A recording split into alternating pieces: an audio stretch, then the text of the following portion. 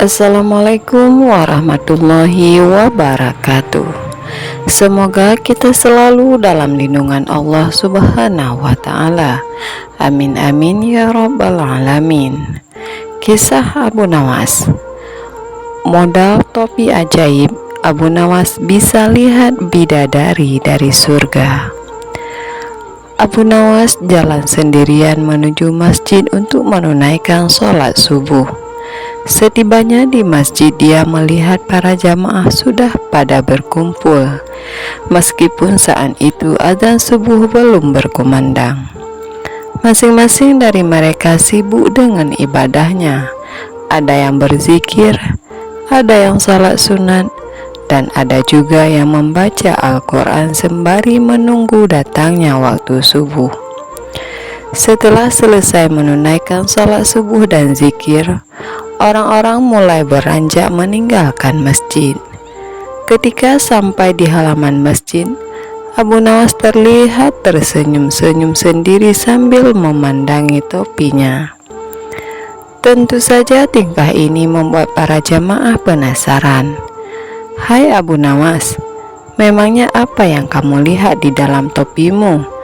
Sampai-sampai terlihat sangat bahagia," tanya salah satu jamaah. "Aku melihat surga dan para bidadari di dalam topiku," jawab Abu Nawas dengan ekspresi meyakinkan. Mendengar jawaban itu, para jamaah berbondong-bondong menghampiri Abu Nawas dikarenakan sangat penasaran. Salah satu dari mereka berkata, "Sini coba, aku lihat." "Tapi aku tidak yakin kau bisa melihat seperti yang aku lihat," ujar Abu Nawas sambil mencegahnya. "Memangnya kenapa Abu Nawas?" tanya jamaah dengan serentak. Dikarenakan mereka sama-sama makin penasaran, Abu Nawas dengan mimik wajah serius menjelaskan, "Sebab hanya orang-orang beriman dan soleh saja yang bisa melihat surga dan bidadari di dalam topiku ini," ujar Abu Nawas. "Sini coba aku lihat," ucap salah satu jamaah. Abu Nawas pun mempersilahkan dengan memberikan topinya. Orang tersebut segera melihat ke dalam topi, lalu sejenak menatap ke arah Abu Nawas. Ia kemudian menengok ke orang-orang di sekelilingnya. "Benar, aku melihat surga dan bidadari luar biasa sekali," ucap orang itu berbohong. Dikarenakan takut dikatakan orang yang tidak soleh dan kurang beriman. Jamaah lainnya pun ikut penasaran juga. "Benarkah? Coba aku ingin melihatnya," ucap jamaah yang lain. Setelah melihat ke dalam topi Abu Nawas, ia terbelalak lantaran tidak melihat apa-apa. Namun, lagi-lagi karena gengsi takut dikatakan orang tidak soleh dan tidak beriman, ia pun terpaksa berbohong. "Iya benar, aku melihat bidadari yang cantik jelita satu persatu," ujar jamaah lainnya. Akhirnya semua jamaah mencobanya dan jawabannya pun sama. Karena gengsi takut dibilang bukan orang saleh dan kurang beriman. Sampai tibalah giliran terakhir seorang jamaah yang dikenal pendiam. Ia pun mengambil topi Abu Nawas dan melihat ke dalamnya. Dia tidak melihat apa-apa, justru mencium bau apek dari topi Abu Nawas. Orang itu langsung melempar topi ke tanah dan berkata dengan sedikit nada jengkel, "Aku tidak melihat apa-apa, yang ada bau apek. Lalu kau akan menuduhku orang tidak beriman?" tutur orang itu kepada Abu Nawas. Melihat hal itu, Abu Nawas malah tertawa terpingkal-pingkal. Kemudian Abu Nawas berkata, "Aku juga sama seperti kau. Aku tidak melihat apa-apa," tegas Abu Nawas sambil menahan tawa. "Hai kalian semua, jangan hanya karena takut dibilang orang tidak beriman, lalu membohongi diri sendiri dan orang lain. Selama taat beribadah dan menjauhi larangan Allah Subhanahu wa Ta'ala, kalian tidak perlu takut dan tak perlu malu kepada orang lain. Disebut sebagai orang yang tidak beriman. Cukup hanya kalian dan Allah Ta'ala yang tahu. Dan kalian mana mungkin surga bisa terlihat, sementara kalian belum mati, tambah Abu Nawas. Seketika mereka yang tadinya menggerumuni Abu Nawas langsung membubarkan diri sambil menahan rasa malu. Begitulah kisahnya. Wallahu a'lam bishawab. Kisah selanjutnya, Abu Nawas bisa jahit batu pecah. Raja bengong melihatnya. Abu Nawas mendapat perintah menjahit lumpang batu yang pecah. Tampaknya baginda raja masih saja mencari cara agar dapat mengalahkan sosok lucu tersebut.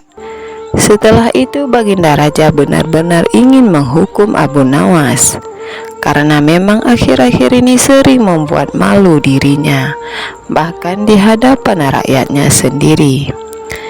Siasat apa yang supaya Abu Nawas bisa tertipu? Pikir baginda raja dalam hati. Untuk beberapa lama baginda raja masih belum menemukan caranya. Akhirnya ia terpaksa meminta bantuan dari menteri-menterinya. Tapi dari sekian banyak usulan para menterinya, tidak ada satupun yang menurut baginda raja berbobot. Tipuan yang kalian usulkan sangat mudah dipecahkan. Jangankan Abu Nawas, aku sendiri bisa dengan mudah menebaknya, ujar baginda raja merasa tidak puas. Tiba-tiba penasehat kerajaan berkata, "Ampun Paduka yang mulia, bukankah Paduka mempunyai batu lumpang yang sudah retak? Suruh saja Abu Nawas menjahitnya." Mendengar hal itu baginda raja langsung kegirangan. "Usulanmu bagus, aku setuju dengan idemu. Cepat panggil Abu Nawas kemari," kata baginda raja. Singkat cerita, datanglah Abu Nawas menghadap baginda raja. "Ampun beribu ampun Paduka yang mulia. Ada gerangan apa Paduka memanggil hamba?" tanya Abu Nawas. "Aku ada tugas baru untukmu," ujar baginda raja. "Tugas apakah itu wahai Paduka yang mulia?" tanya Abu Nawas lagi. "Aku punya lumpang yang terbuat dari batu, tapi sayang retak dan terbelah menjadi dua. Aku ingin kau menjahit lubang itu agar menyatu lagi," tutur baginda raja seperti itu. Tubuh Abu Nawas mendadak berkeringat mendengar perintah tersebut. Wajahnya langsung berubah menjadi pucat. Jebakan apa lagi ini? Mana ada batu bisa dijahit? Gerutu Abu Nawas dalam hati. Abu Nawas, kenapa kau malah bengong? Aku kasih waktu sehari. Kalau kau tidak bisa, maka akan mendapat hukuman, gerentak baginda raja. Sekarang kau pulang dan bawa pulang lumpang batu yang retak ini, perintah baginda raja kepada Abu Nawas. Setelah itu Abu Nawas pamit kembali pulang.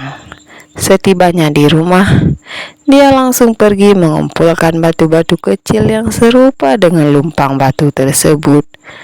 Keesokan harinya Abu Nawas pergi menuju istana dengan membawa batu-batu kecil dan lumpang batu milik baginda raja.